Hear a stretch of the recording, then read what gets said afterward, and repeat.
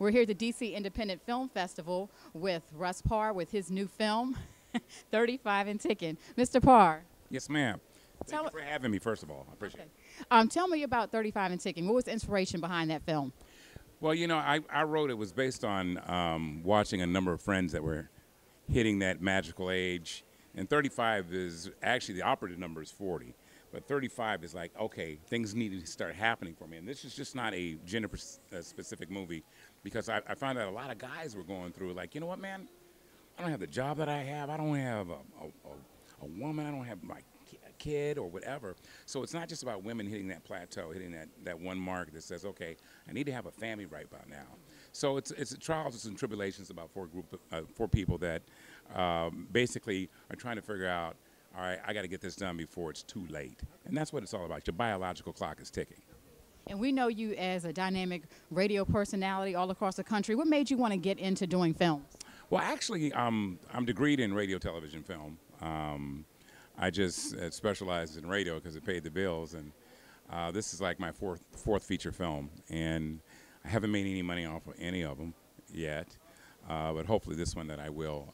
But I write quickly, you know. I write like I'm reading a book. So, you know, I have a million scripts, and instead of sitting around waiting for somebody to, you know, do it for me, I started doing it myself and asking people. This particular movie, 35 and Ticking, I financed myself and shot it in 15 days.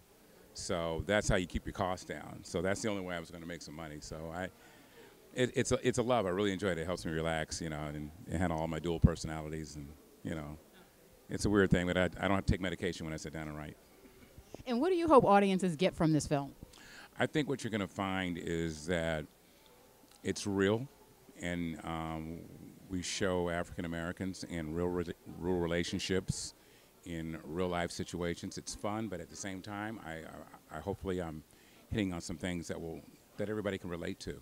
You know, it's just, I'm not saying I'm a genius with my writing, but I really want everything to be real. You know, sometimes you look at something and watch a movie and go like, that doesn't happen. And this one, I hope you can look at it and go, yeah, that does happen. I've been through that. I know somebody is going through that. I mean, I've had people watch this movie all over the country, and I've had guys come up and say, I'm going home and getting a divorce.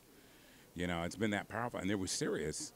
So I'm kind of excited about looking at reactions from different groups of people, you know. So I noticed there are a lot of white folks going in this one, so they may not get a lot of the humor, but hopefully they'll see us in a different light, that we're human beings. And not to say that, you know, I don't come off negative and say white people view black people a certain way, but in Hollywood, real relationships with African Americans doesn't sell unless you know, no disrespect, put on a dress or we're doing buffoonery stuff, you know. So this is not that kind of film.